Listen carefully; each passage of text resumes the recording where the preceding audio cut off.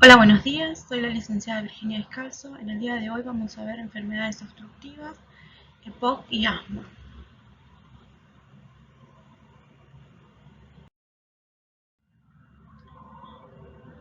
Como objetivo de esta clase es conocer la fisiopatología tanto del EPOC como del asma, reconocer la clínica del paciente y planificar cuidados específicos para estas patologías. La enfermedad obstructiva pulmonar crónica, el EPOC, sí, se caracteriza por limitación del flujo de aire, no del todo reversible. Dicha limitación es progresiva y se acompaña por una respuesta inflamatoria anormal del pulmón a partículas nocivas y gases. Bien, esta es una definición actual en cuanto al EPOC. Sí, antiguamente se lo caracterizaba o se lo definía como una enfermedad formada por la bronquitis y el enfisema. Sí, actualmente se la describe como una limitación del flujo de aire. Esta limitación es progresiva, si es una enfermedad crónica, no tiene reversibilidad, si no puedo volver a mi pulmón sano nuevamente, sino que la enfermedad va a ir empeorando a medida que pase el tiempo. ¿Sí?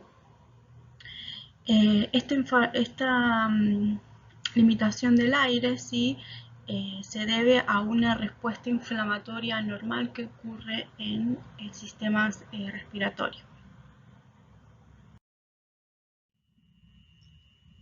Bien, en esta diapositiva tenemos una imagen comparativa de un bronquio sano y un bronquio enfermo. ¿Sí? Si observamos la luz del bronquio enfermo, vamos a ver que el área está reducida, ¿sí? En comparación al bronquio sano.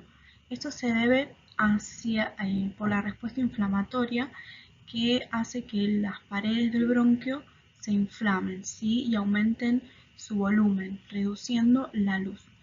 Al reducir esta luz, la limitación del aire es más evidente.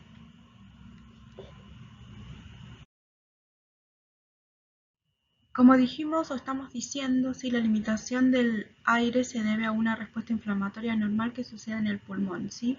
Y eso se traslada a las tres áreas, ¿sí? Las vías de conducción, la vasculatura y el parénquima pulmonar, o sea, los alveolos. Toda esa respuesta se traslada en estos tres factores.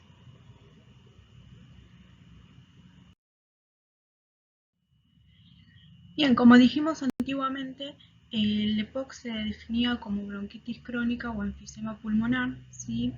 Eh, Actualmente en el EPOC se ha estudiado que podemos tener sintomatología tanto de bronquitis o de enfisema o podemos tener sintomatología de ambas. ¿Sí? Y la bronquitis crónica se define como la presencia de la producción de esputo y tos por más de 3 meses en 2 años consecutivos. ¿Sí? En la bronquitis crónica tenemos esta inflamación de las paredes bronquiales, ¿sí? Que reducen la luz y además vamos a ver que tenemos una producción excesiva de secreciones. Esta secreción lo que hace es reducir aún más la luz del bronquio, ¿sí? Limitando una mayor limitación de flujo aéreo.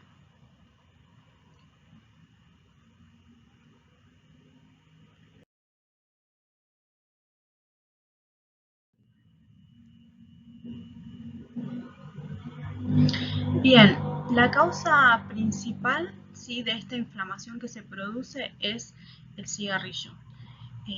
El humo y las toxinas que tiene el cigarrillo hacen que se produzca una respuesta inflamatoria y hace que las células calciformes, que son las células que generan moco, ¿sí? Aumenten en número y aumenten en producción, en cantidad.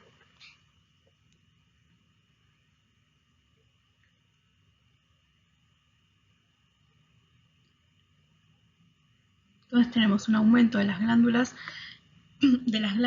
que secretan moco y de las células calciformes que también secretan moco, ¿sí?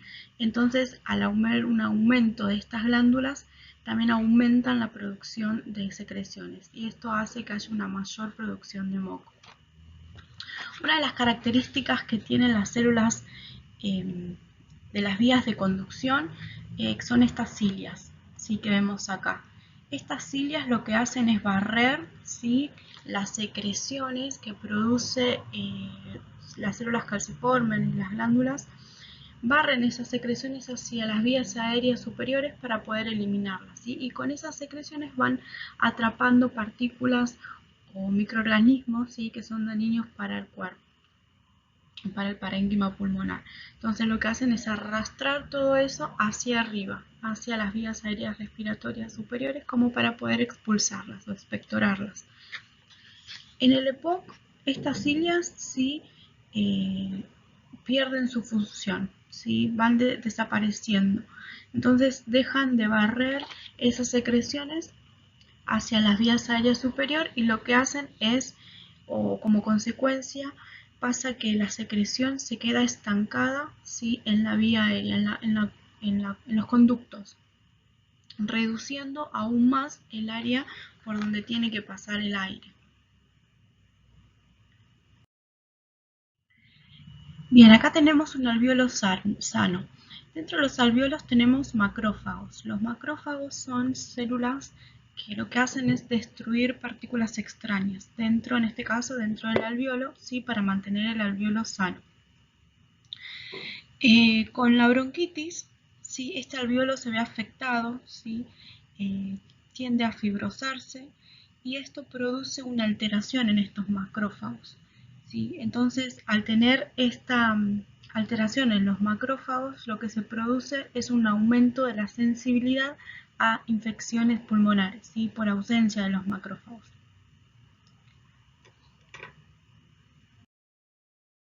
La otra patología que caracteriza al EPOC es el enfisema. ¿Sí? El enfisema se define como una distensión anormal alveolar. Esta distensión produce ruptura de las paredes alveolares alterando el intercambio gaseoso. ¿Sí? Como vemos en la imagen, ¿sí? Tenemos un saco alveolar sano y un saco alveolar enfisematoso. ¿Sí? Vemos que los tabiques internos del saco alveolar están destruidos, ¿sí? Formando como si fuera un gran alveolo. Esto interfiere y altera, ¿sí? El intercambio gaseoso.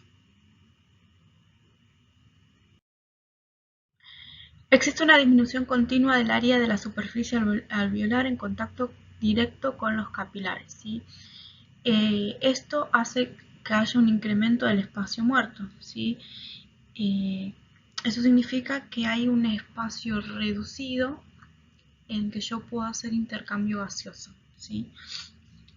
La eliminación del dióxido de carbono se ve defectuosa a causa de esto, y lo que produce un incremento de la presión parcial del dióxido de carbono, ¿sí? Aumentando las concentraciones de este, generando hipercambio.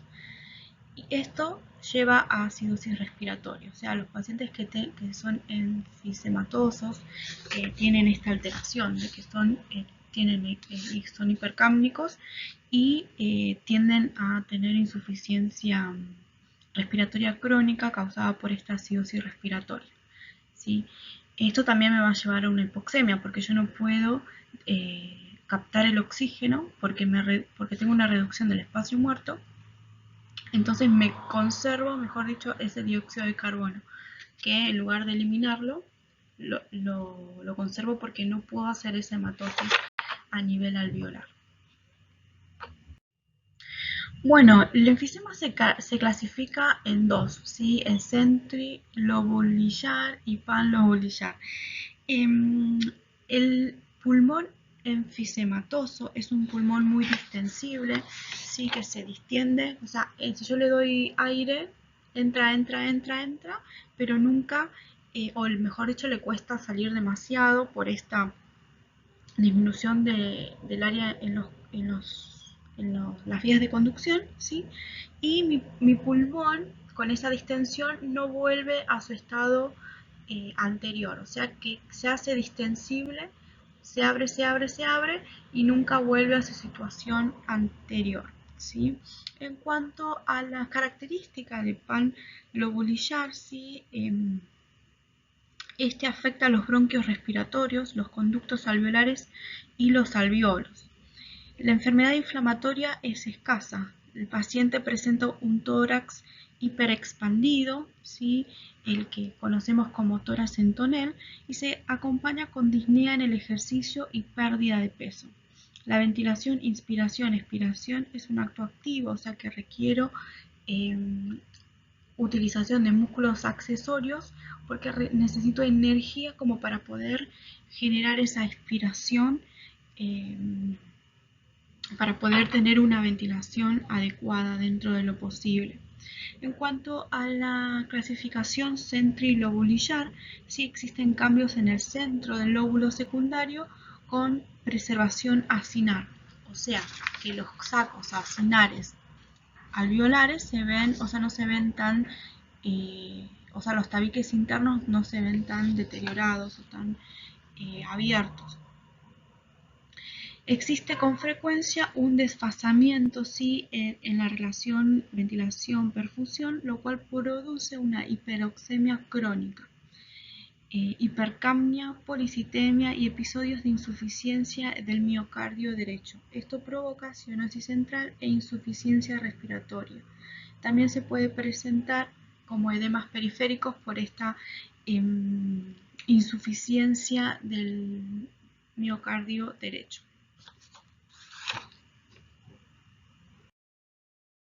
Bien, existen varios factores y ambientales que producen el EPOC, pero el principal, ¿sí? O el factor de riesgo principal es el cigarrillo o el fumar, ¿sí?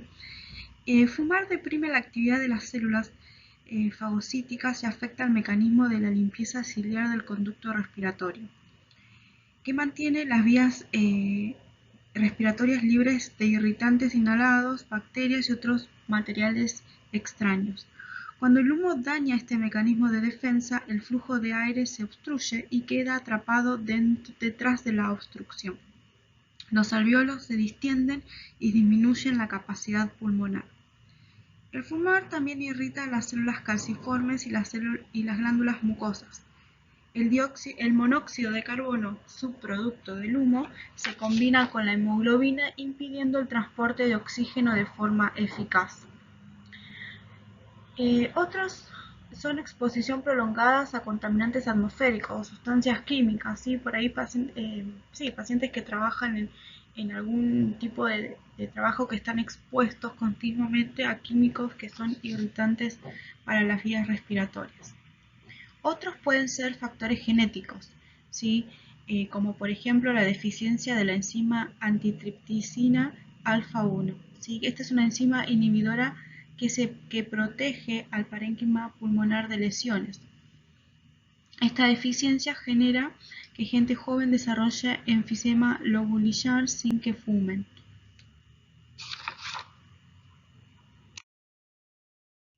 Bueno, acá les puse una imagen comparativa entre la bronquitis crónica y el enfisema, ¿sí? El enfisema es la etapa final del proceso de la enfermedad del EPOC. La enfermedad avanza lentamente durante muchos años hasta llegar a esta situación. El proceso de destrucción de las paredes de los alveolares se acelera con las infecciones recurrentes que presenta el paciente. ¿Sí? Si ven la edad, la persona es más mayor, ¿sí? En el enfisema que en la bronquitis crónica. La espirometría es una de las pruebas diagnósticas que se le hace a este tipo de pacientes, ¿sí? Se utiliza para explorar la obstrucción del flujo de aire determinado por la relación entre el volumen expiratorio forzado y la capacidad vital forzada. Los pacientes con EPOC tienen dificultad para expirar o no pueden efectuar una expiración forzada, lo cual reduce el volumen expiratorio forzado. También se utiliza para conocer si la obstrucción es reversible con la utilización de broncodilatadores. Entonces se hace una prueba de espirometría, ¿sí? Se administra luego dosis de broncodilatadores y luego se vuelve a repetir la espirometría a ver si con el fármaco mejora el volumen de expiración forzada.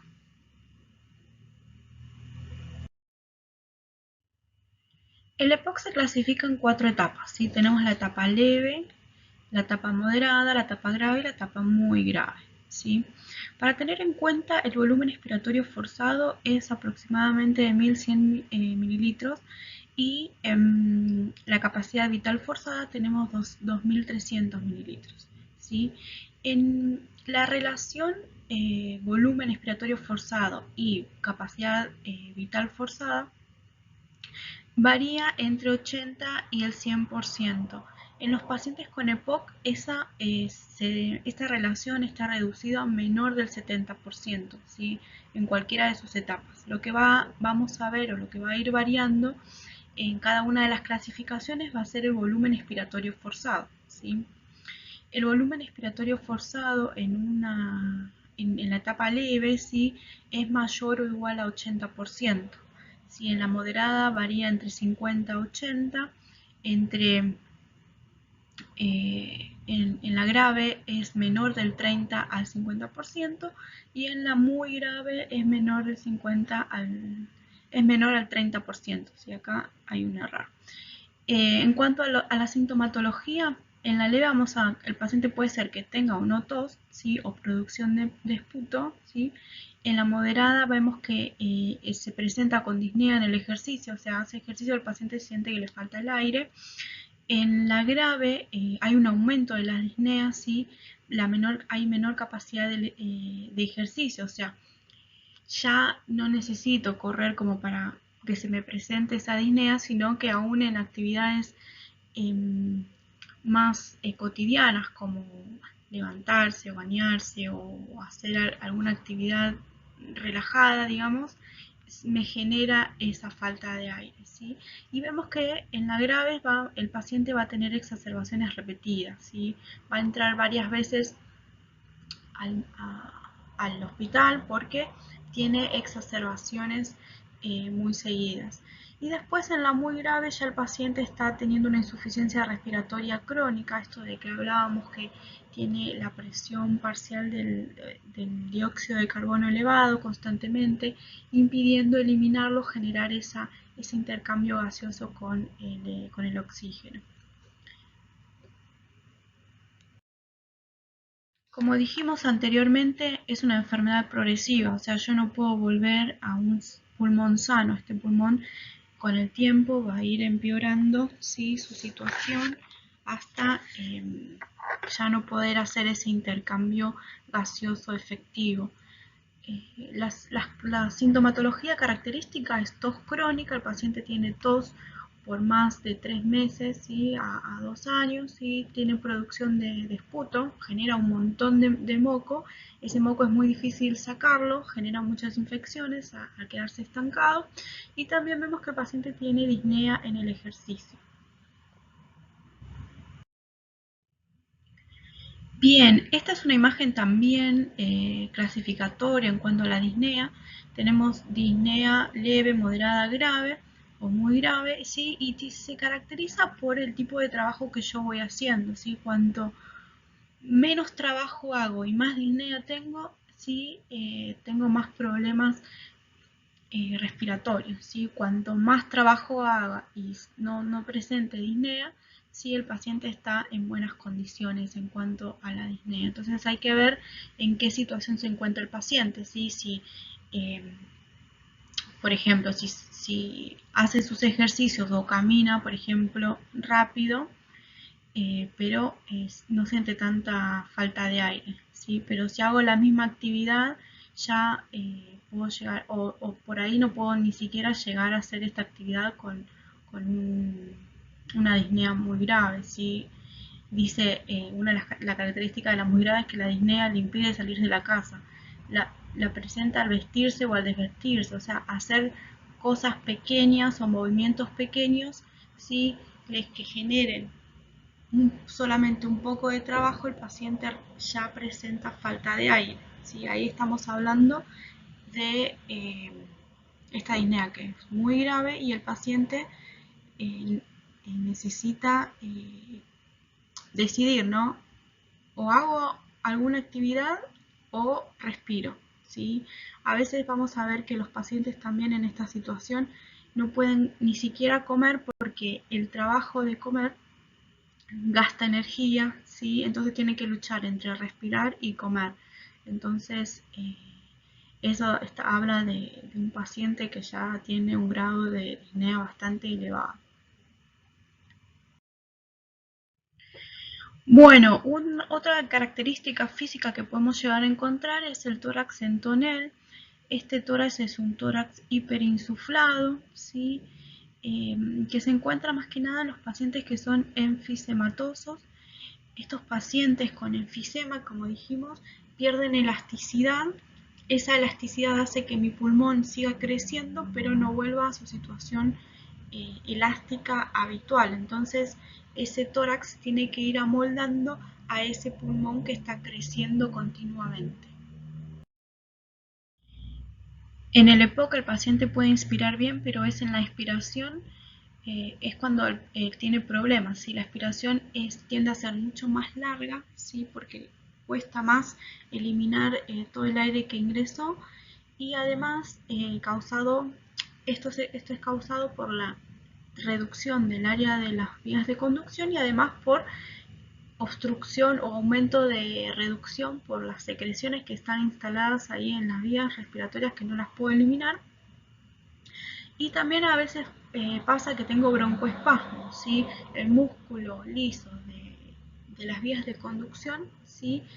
Generan broncoespasmo, hacen que el bronquio se achique más aún y hace que el aire quede atrapado, ¿sí? Entonces eso hace que la expiración sea más prolongada, ¿sí? Y al paciente le cueste más sacar o eliminar el aire. Las complicaciones que podemos presentar en un EPOC son insuficiencia respiratoria e infecciones respiratorias. Estas infecciones respiratorias están causadas por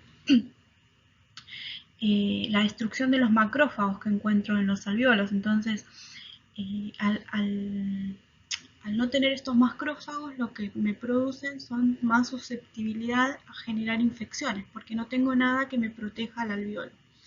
Y la insuficiencia respiratoria está dada por la concentración elevada de dióxido de carbono que tengo. No puedo generar ese intercambio gaseoso, me quedo con el dióxido de carbono, me genera acidemia y eso hace que me genera esta insuficiencia respiratoria. O sea, el pulmón no puedo responder a las demandas que tengo de oxígeno en el organismo, ¿sí? Generan estas insuficiencias. Bien, en cuanto a los estudios diagnósticos, como dijimos anteriormente, la espirometría es el diagnóstico que se realiza para ver la función pulmonar que tiene este paciente, ¿sí? Pero también necesitamos ver la gravedad y también hacer unos diagnósticos diferenciales, ¿sí? Con una RX de tórax, ¿sí? Nosotros podemos ver alguna diagnóstico diferencial, ¿sí? Por ahí el paciente tiene otra situación pulmonar que me está generando esta disnea o esta incapacidad de poder generar ese intercambio gaseoso, ¿sí? Pueden haber miles de situaciones, así que es importante tener una placa de tórax para ver y valorar, ¿sí? A veces se pueden llegar a hacer tomografías, ¿sí? Si es que no se evidencia bien una RX de tórax, pero generalmente es muy, no sé, es muy particular. Generalmente se hace una radiografía de tórax. En cuanto a las gasometrías, ¿sí? Las gasometrías arteriales nos van a ayudar a poder ver cómo está el medio interno de ese paciente, el pH, la presión parcial del dióxido de carbono, la presión parcial del oxígeno, cómo se encuentra el bicarbonato, si el riñón está compensando o no compensando esa acidemia. Entonces es importante hacer estos tres tipos de estudios o pruebas diagnósticas, ¿sí? La gasometría me va a decir cuán grave es esa dificultad respiratoria que el paciente está presentando.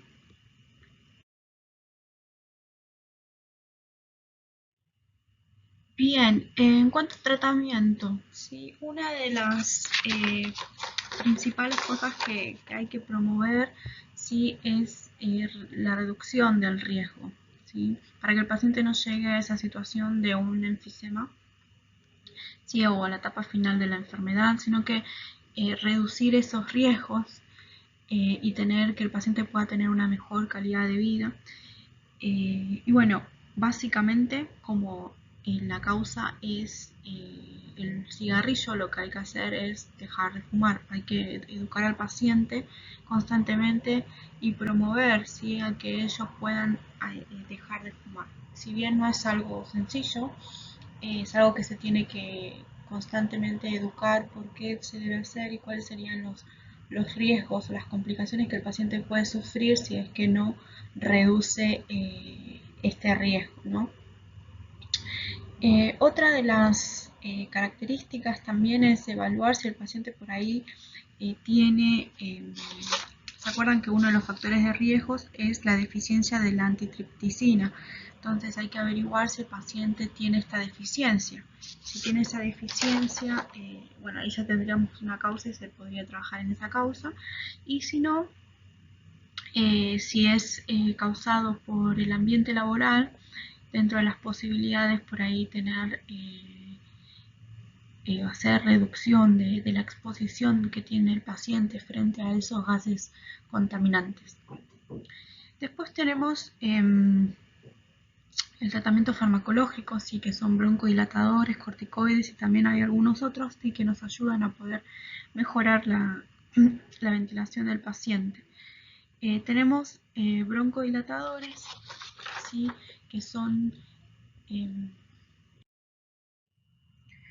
bueno, en cuanto a los broncodilatadores, lo que hacen es aliviar el espasmo bronquial, ¿sí?, alteran el tono muscular liso para reducir la obstrucción de la vía aérea, o sea que abren un poco la luz del bronquio, ¿sí? Los broncodilatadores no solucionan la enfermedad, ¿sí?, sino que esta sigue progresando, pero sí lo que hacen es abrir la luz del bronquio para que pueda tener mejor intercambio del flujo de aire. Es esencial en los tratamientos del EPOC, ¿sí?, y se deben instruir al paciente en cuanto a la utilización del PAF o de los broncodilatadores inhalados, ¿sí?, que son, por ejemplo, acá tenemos una imagen de esta chica que tiene bien sellado, ¿sí?, la boca hacia lo que es el dispositivo del PAF, ¿sí?, y lo que tiene que hacer es hacer una expiración y después hacer una expiración con los labios bien sellados al dispositivo y generar la eyección del PAF, digamos. Esto es importante poder enseñar al paciente para que la medicación vaya directamente hacia la vía aérea y no hacia el ambiente, ¿sí?, porque el paciente no va a estar recibiendo la dosis adecuada que necesita para abrir ese bronquio. Tenemos broncodilatadores de acción corta y de acción prolongada, ¿sí?, los que vamos más a utilizar, salbutamol y bromuro dipratropio, y después de acción prolongada tenemos el formoterol y el salmeterol. También tenemos otro dispositivo para la administración de los PAF, ¿sí?, que son las aerocámaras, y también tengo que asegurarme de que esté sellado bien la máscara en la nariz y en la boca del paciente que lo está por recibir y hacer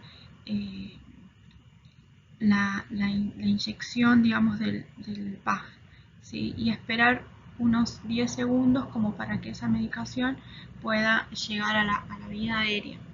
Estos dispositivos está bueno utilizarlos con las personas que son mayores, por ahí no poder, es difícil coordinar que haga una expiración y después una inspiración profunda y al mismo tiempo coordinar la inyección del PAF. Entonces es importante por ahí utilizar esto en personas mayores para que el paciente reciba la dosis que necesita, ¿sí?, y que pueda mejorar su situación ventilatoria con la administración del broncodilatador. Bien, de acuerdo a las diferentes etapas que tenemos del EPOC, vamos a utilizar diferentes fármacos, ¿sí? En la etapa número 1, la etapa leve, la utilización es los broncodilatadores de corta acción, ¿sí?, sea el salbutamol o el bromuro dipratropio. En la etapa 2 o de 2 a 3, ¿sí?, lo que vamos a hacer es utilizar broncodilatadores de acción corta junto con uno o 2 broncodilatadores de acción prolongada. En la etapa 3, entre 3 y 4, ¿sí? La indicación es utilizar uno o más broncodilatadores con corticoides, como por ejemplo el formoterol, ¿sí? Con budesonida o el formoterol con fluticasona. Estos van a ayudar a nivel crónico a este paciente a poder abrir la vía aérea de manera tolerable, digamos. Esto sería el tratamiento que los pacientes van a estar llevando en su casa, pero puede pasar que a pesar de seguir con estos tratamientos, el paciente ingrese a la guardia por una exacerbación o una crisis, y a pesar de estar recibiendo esta medicación, recae en una crisis. Las exacerbaciones, ¿sí?, corresponden a cambio agudo de la disnea, la tos o la producción basal de esputos, y cuando hay un incremento de estas tres sintomatologías características del EPOC. Existen criterios de hospitalización, ¿sí?, que corresponden a cuando el paciente presenta disnea grave, confusión o letargo, o sea, cuando el paciente está teniendo un deterioro de los niveles de la conciencia, o sea, cuando el Glasgow está reduciéndose. ¿Sí? Esto nos da evidencia de que las células cerebrales no están recibiendo el oxígeno que necesitan, ¿sí? Cuando tenemos hipoxemia o cianosis central, o cuando hay una necesidad de ventilación, que el paciente requiere ventilación mecánica o ventilación no invasiva o presión positiva a través de la oxigenoterapia.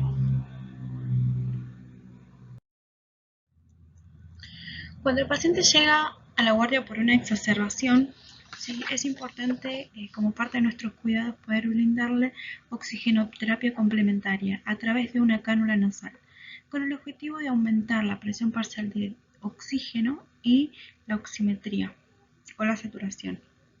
En cuanto a la oximetría, como objetivo vamos a tener o vamos a pensar o lograr que el paciente sature entre 90 y 95. Hay que evitar que el paciente sature del 100%, ¿sí?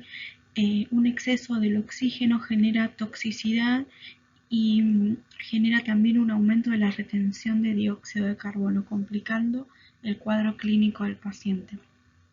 Es necesario que saturemos al paciente previo a la administración de oxígeno y controlar la saturación posterior a la administración, manteniendo este objetivo entre 90 y 95%. Es importante la valoración de la gravedad de la exacerbación, ¿sí? Esto lo hacemos a través de la valoración de la sintomatología que el paciente está presentando y también a través de la gasometría arterial. Con esto vamos a saber qué tipo de presión parcial de dióxido de carbono el paciente está manejando y también la presión parcial del dióxido de carbono. La administración de broncodilatadores de corta acción nos ayudará también a revertir los broncoespasmos que el paciente está teniendo para mejorar la entrada de aire y el intercambio gaseoso. También se administran corticoides, ¿sí?, para disminuir esta respuesta inflamatoria que está teniendo a nivel respiratorio. Bien, a veces no es suficiente con una cánula nasal mantener una presión parcial del oxígeno arriba de 60 milímetros de mercurio o una oximetría entre 90 y 95%. El paciente en estas situaciones requiere un dispositivo que me aumente esta presión parcial del oxígeno o la oximetría. Si estos dispositivos son conocidos como CPAP o BiPAP,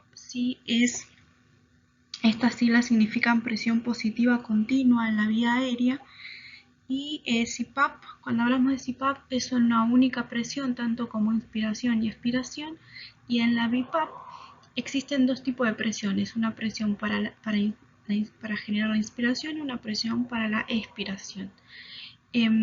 Estos tipos de dispositivos se utilizan para mejorar este intercambio gaseoso que nos va a ayudar a aumentar esta presión parcial del oxígeno, ¿sí? Y mejorar la mecánica ventilatoria del paciente, mejorar también el deterioro cognitivo que pueda llegar a tener o los niveles de glaucos que estén disminuidos, ¿sí? Porque va a aumentar la concentración de oxígeno que hay a nivel sérico.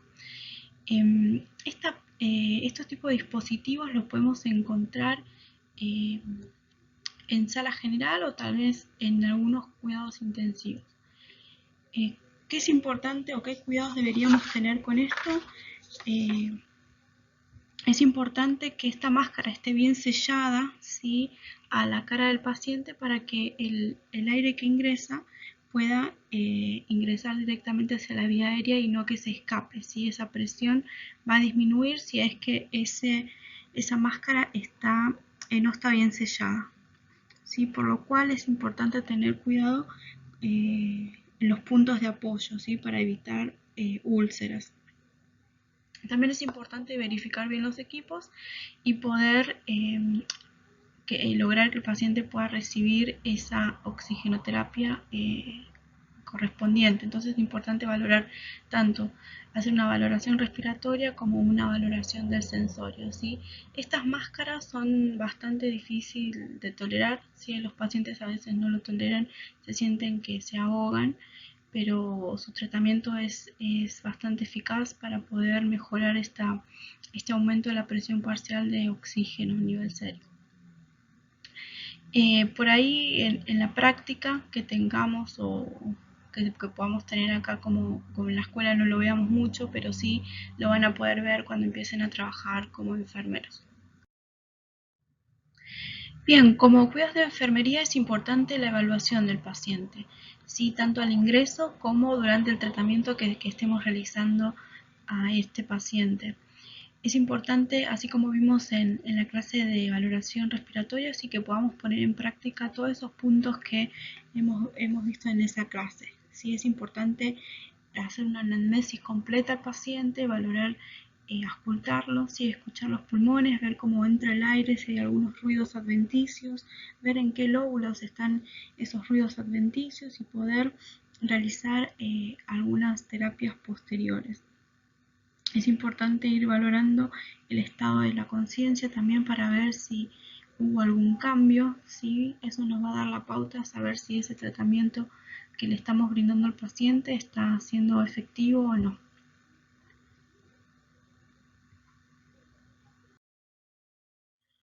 Parte de nuestros cuidados también es mantener la vía aérea permeable, ¿sí? Generar una tos efectiva si es que el paciente no puede llegar a expectorar esas secreciones. Es importante que valoremos la necesidad de hacer aspiración de secreciones, ¿sí? En los pacientes que son lúcidos esto es bastante engorroso, así que hay que por ahí insistirle y enseñarle cómo hacer una tos efectiva para no llegar a esto, que es bastante invasivo.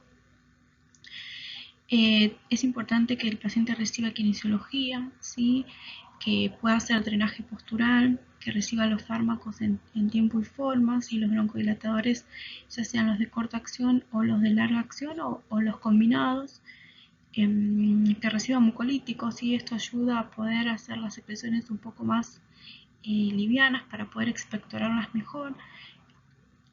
También si lo necesita, realizar estas respiraciones intermitentes con la presión positiva, estos dispositivos que vimos de CPAP o de BiPAP, ¿sí? Es importante la ingesta de líquidos para que esas secreciones puedan ser fluidas y sea más sencillo poder eliminarlas. Bien, en cuanto a la kinesiología, nosotros podemos hacerlas también, no solamente es una actividad que lo realiza el kinesiólogo, ¿sí? Nosotros podemos hacer percusión, vibración. Acá tenemos una imagen de cómo colocar la mano para hacer las percusiones, ¿sí? Son pequeños golpecitos que se dan en las diferentes partes de los lóbulos del pulmón para poder lograr despegar un poco estas secreciones. También en esta imagen vemos cómo se realizan las vibraciones, ¿sí? Generar vibración en el tórax, ¿sí?, para que esas secreciones se vayan un poco aflojando y sea más fácil después expectorarlas. Y después tenemos lo que se llama el drenaje postural, ¿sí? Como ustedes ven acá en esta imagen, son diferentes posiciones, ¿sí? Cada posición lo que va a hacer es lograr expandir el lóbulo específico, ¿sí? Parte de los lóbulos específicos del pulmón, y esto me va a ayudar a expectorar también un poco las secreciones, ¿sí? Antes de realizar este tipo de drenajes posturales es importante poder administrar oxígeno al paciente. En este caso sí, previo a la movilización, que el paciente sature un 100%, ¿sí? Porque nosotros vamos a estar haciendo cambio de posiciones y eso va a hacer que también se reduzca la saturación. Si el paciente satura el 90% y yo le hago estas posiciones, el paciente va a desaturar menor a 90%. Entonces, con esa saturación al 100% nos aseguramos que el paciente tenga una buena concentración de oxígeno. Sí, este tipo de drenaje se realiza previo a la ingesta de alimentos, y aquellos pacientes que están lúcidos y que comen, hay que realizarlos previos al alimento. Y bueno, si el paciente ingirió alimentos, no sé, desayunó o almorzó, es importante esperar un tiempo considerable, ¿sí? Entre 30 minutos o una hora aproximadamente, para evitar una broncoaspiración, ¿sí? Evitar las náuseas y evitar los vómitos. Si el paciente se encuentra con alimentación enteral, ¿sí? A través de una sonda, es importante también suspender unos 15 minutos antes la alimentación para poder hacer este tipo de posiciones, ¿sí? A veces también se requiere hacer aspiraciones o que el paciente pueda expectorar algunas secreciones que hayan quedado ahí, para evitar que el paciente desature. Este tipo de posiciones, ¿sí? Las realizamos entre 10 a 15 minutos por cada posición, ¿sí? Si el paciente no necesita hacer todas las posiciones, ¿sí? Con que hagamos algunas, y eso va a mejorar mucho en mejorar el intercambio gaseoso. Para realizar estas posiciones se requiere hacer una valoración respiratoria previa, ¿sí? Para ver qué lóbulo del pulmón está más afectado, ¿sí? Si tenemos, por ejemplo, el lóbulo derecho inferior afectado, ¿sí? Nosotros, al apoyar al paciente sobre ese lóbulo, ¿sí? El paciente va a empezar a desaturar también. Entonces es importante poder lograr que el paciente sature, o sea, que mantenga una buena saturación durante todo el ejercicio, ¿sí? Entonces, la auscultación, ¿sí? De los campos pulmonares nos va a ayudar a saber qué tipo de lóbulo necesita mayor trabajo. Bien, ¿qué más con respecto a esto? Bueno, el objetivo del drenaje postural es eliminar las secreciones, ¿sí? El movimiento o los cambios de posición benefician a este tipo de actividad.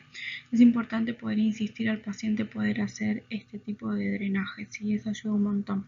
También hay que valorar la situación del paciente, ¿sí? Si el paciente está disneico, está desaturando, este tipo de posiciones no lo van a beneficiar en el momento inmediato, ¿sí? Hay que mejorar la saturación y la disnea del paciente previo a realizar este tipo de drenajes. Bien, otro cuidado de enfermería que podemos llevar a cabo sería mejorar los patrones respiratorios, ¿sí? La respiración con los labios fruncidos. Esto ayuda a una expiración lenta, ¿sí? Controla la frecuencia y la profundidad de las ventilaciones. Recordemos que en los pacientes con EPOC, ¿sí? La dificultad que tiene es en la expiración, ¿sí? Tienen expiraciones más prolongadas, entonces al respirar o a expirar con los labios fruncidos le va a ayudar a controlar, ¿sí? La frecuencia y la profundidad de las ventilaciones, y va a mejorar, ¿sí? La saturación también. Bien, otro cuidado de enfermería es poder valorar el incremento y la tolerancia a la actividad, ¿sí? Cuando estos pacientes se ingresan, ¿sí? Por exacerbación, de su enfermedad, hacer actividades cotidianas le genera mucha disnea. Entonces, a medida que el paciente vaya mejorando y revertiendo un poquito su situación de disnea, hay que lograr que el paciente sea independiente, ¿sí? Entonces hay que valorar esa tolerancia, ¿sí? Y ver cuánto actividad el paciente puede llegar a realizar sin generarle demasiado disnea o falta de aire, ¿sí? Hay que usar diferentes estrategias, hay que buscar la manera en que el paciente pueda realizar actividades, ¿sí? Y lograr su independencia para que también se pueda sentir bien consigo mismo. Bien, en cuanto al asma, se define como enfermedad crónica inflamatoria de la vía respiratoria. Esta inflamación en el asma es reversible, es lo que diferencia el asma del EPOC, es que el asma es reversible. En cuanto al EPOC, no, el EPOC es una enfermedad crónica que va avanzando y va empeorando constantemente la enfermedad y nunca hay una reversibilidad evidente en el parénquima pulmonar, ¿sí? En cambio, en el asma sí se puede evidenciar esa reversibilidad, ¿sí? Y el parénquima pulmonar vuelve a su estado original. El asma se caracteriza por hiperreactividad, edema y producción de moco. Bien, en cuanto a su fisiopatología, esta está caracterizada por un estímulo o una exposición a un estímulo alergénico, sí que desencadena la respuesta inflamatoria. Esta conduce a un estrechamiento de la vía aérea de conducción. Este estrechamiento sí genera varios cambios en la vía aérea, como por ejemplo la broncoconstricción, edema, hiperreactividad y remodelación de la vía aérea. La interacción de estos factores, ¿sí? Lo que van a generar es toda la sintomatología y va a manifestar la gravedad del asma. Entonces vamos a tener una limitación del flujo de aire y la sintomatología característica en el asma es la sibilancia, ¿sí? La tos, la disnea y la opresión torácica. Los mastocitos desempeñan un papel clave en esta respuesta inflamatoria, ¿sí?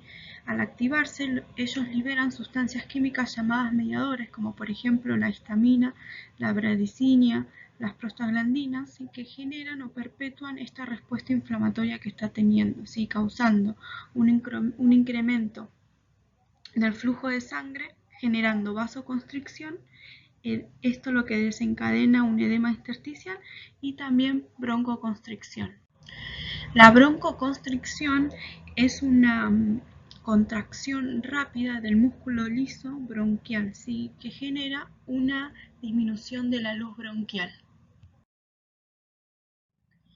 En esta imagen podemos ver cómo la luz del bronquio, ¿sí? Se va haciendo cada vez más pequeño, ¿sí? En la crisis asmática no solamente tenemos inflamadas las paredes del bronquio, sino que esa luz se achica más con la broncoconstricción, ¿sí? Acá podemos ver en una sintomatología del paciente con síntomas asmáticos, ¿sí? Pero vemos que el músculo liso se encuentra relajado, la luz del bronquio es un poquito más grande. En cambio, cuando estoy teniendo una crisis, ¿sí? Esa luz se ve afectada, ¿sí? Por esta broncoconstricción generada. Eso hace que el aire quede atrapado en los alvéolos y sea más difícil eliminarlo. Eso, una característica que vemos en los pacientes asmáticos es la sibilancia. Y la sibilancia, este ruido del aire cuando pasa por esta estrechez de la vía de conducción me genera ese ruidito de sibilancia. Bien, en esta imagen podemos ver bien dónde se produce la broncoconstricción y cómo se reduce bastante, ¿sí? La luz del bronquio. Como dijimos anteriormente, las manifestaciones clínicas están dadas por tos, disnea, por dolor torácico y por las sibilancias. En cuanto a la exacerbación asmática, ocurre de manera abrupta, pero en los días previos el paciente puede ir notando algunos de los síntomas que van creciendo en intensidad. Estos mismos síntomas van a ir creciendo en intensidad. ¿Sí? Se puede observar sibilancia generalizada, primero en la expiración y luego en la inspiración. La expiración requiere esfuerzo y se hace más prolongada. Conforme la exacerbación va progresando, podemos encontrar diaforesis, taquicardia, hiperoxemia, cianosis central. El paciente, además de las complicaciones respiratorias que son evidentes, también puede cursar otro tipo de sintomatología alérgica, como por ejemplo eczema, exantemas y edemas transitorios. Las pruebas diagnósticas que tenemos son esputo, ¿sí? Una muestra de esputo de secreciones. Le vamos a pedir al paciente que pueda hacer una expectoración en un vaso estéril, ¿sí? Para poder después mandarlo al laboratorio y que pueda depositar acá las secreciones, ¿sí? Para evaluar si además el paciente está cursando alguna infección. También se van a tomar muestras sanguíneas, ¿sí? Para ver la elevación o la concentración de eosinófilos, ¿sí? Para ver si hay algún proceso de infección. Después tenemos las concentraciones séricas de inmunoglobulina E. Esta en los pacientes que son alérgicos va a estar elevada. También podemos pedir una gasometría arterial y oximetría, sí, que van a revelar el estado de hipoxemia del paciente. Y después podemos pedir pruebas de expiración, al igual que en los pacientes con EPOC. Y podemos ver el volumen de expiración forzada y la capacidad vital forzada. Estas van a estar disminuidos, pero con la administración de broncodilatadores va a revertir. Para el tratamiento tenemos diferentes tipos de medicación, ¿sí? En cuanto a para el alivio rápido, vamos a tener el salbutamol, ¿sí? O la marca comercial en este caso es Ventolin, o el bromuro de hipertropio, ¿sí? Estos se utilizan para aliviar de manera rápida los broncoespasmos que está teniendo el paciente y abrir la vía aérea. Sí, el salbutamol es un agonista adrenérgico que actúa en las células betas. Lo que hacen esto es relajar el músculo liso, ¿sí? Es de acción corta y lo que tenemos que evaluar, o sea, más allá de que la medicación sea administrada de manera correcta, tenemos que evaluar y valorar también la función cardíaca, ¿sí? Porque nos va a generar taquicardia. En cuanto al bromuro de hipertropio, sí que es un anticolinérgico, lo que va a hacer es inhibir los receptores muscarínicos colinérgicos y reducen el tono vagal intrínseco de las vías respiratorias, ¿sí? De esta manera, combinados, ¿sí? Potencian la apertura de la vía aérea. Y después tenemos una medicación que lo que hace es combinar estas, ¿sí? En este caso la marca comercial es Salbutral, ¿sí? Tenemos este PAF, tiene salbutamol y bromuro de hipertropio. Bien, después tenemos fármacos de acción prolongada. En los pacientes asmáticos se va a administrar corticoides, ¿sí? Pueden ser corticoides inhalatorios o corticoides sistémicos. Los inhalatorios podemos encontrar como el budesonida o la fluticasona. En cuanto a las consideraciones de enfermería que deberíamos tener con este tipo de medicación, sí, primeramente la administración correcta, sí, la utilización de aerocámaras si es necesario, e instruir al paciente también en la higiene bucal para evitar micosis oral. Después tenemos los corticoides sistémicos, que por ejemplo tenemos la metilprednisolona, que podemos encontrar algunas anomalías a largo plazo con respecto a esta medicación. Lo que va a hacer es alterar el metabolismo, ¿sí? Podemos encontrar un aumento de la concentración de glucosa sérica que es reversible. O sea, el paciente puede generar hiperglucemia, pero esa glucemia es reversible cuando suspendemos el corticoide.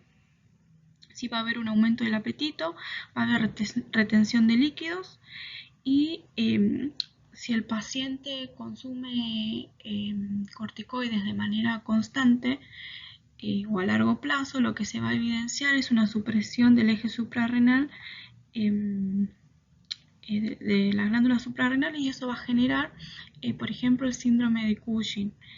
También puede generar diabetes si se consume a largo plazo por esta hiperglucemia que va generando. Puede generar hipertensión, debilidad muscular y adelgazamiento dérmico.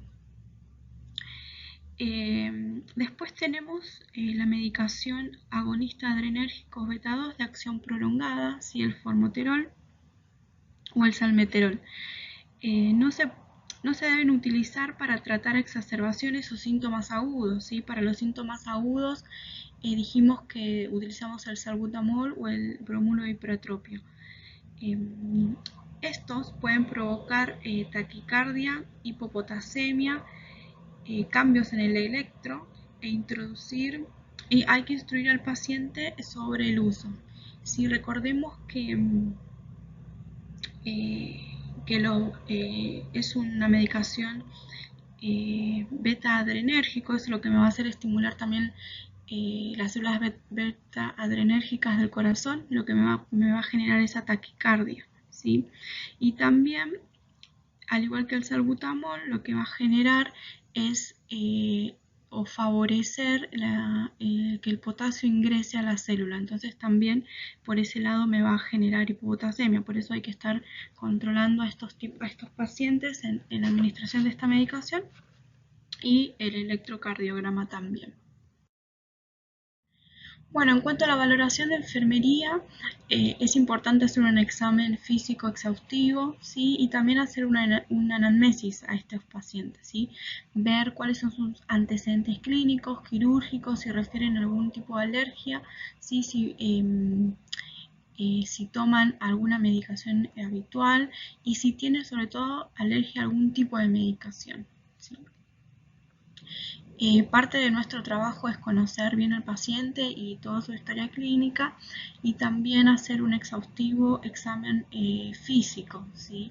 Valorando, en este caso, como hablamos de la parte asmática, poder valorar bien los campos pulmonares. Bien, parte de la valoración física es evaluar qué patrón respiratorio el paciente está teniendo, ¿sí? Y ver cómo es la mecánica ventilatoria. Bien, también debemos auscultar al paciente, ¿sí? Y saturarlo. Es importante que podamos auscultarlo constantemente para ver cómo están esas vías respiratorias, y saturando para ver si el tratamiento que le estamos dando está siendo efectivo. En cuanto a la administración de fármacos, sí, debemos recordar que los inhaladores de acción corta me va a ayudar para trabajar en las exacerbaciones, y también cuando podemos auscultar o escuchamos sibilancias del paciente o auscultamos broncoconstricción. En cuanto a la medicación a largo plazo, ¿sí? Hay que educar al paciente cómo se utiliza, cuándo se utilizan, y la importancia de la higiene bucal, tanto en los inhaladores de corta acción como de prolongada acción. También vamos a utilizar los corticoides, ¿sí? Teniendo en cuenta los cuidados de enfermería que hablamos anteriormente. Y después el paciente puede ser que reciba antibióticos si es que tiene una infección adyacente, ¿sí? Puede ser que el paciente esté cursando una neumonía y además tenga un estado o exacerbación asmática. Entonces hay que tener en consideración esto, ¿sí? Para ver si el paciente está cursando o no además una infección respiratoria, además de su crisis asmática. Es importante hacer una hidratación endovenosa, ¿sí? Por toda la medicación que se le está administrando, para evitar que el paciente se deshidrate. Y obviamente valorar la eficacia del tratamiento que estamos administrando, ¿sí? Verificar si está siendo positivo o si el paciente aún está empeorando a pesar de los cuidados que estamos brindando. Y después siempre hay que verificar los efectos adversos de cada fármaco, ¿sí? Eso es parte de los cuidados de enfermería. Bien, si bien el paciente asmático es una enfermedad crónica y reversible, o sea que el pulmón puede volver a su estado anterior, ¿sí?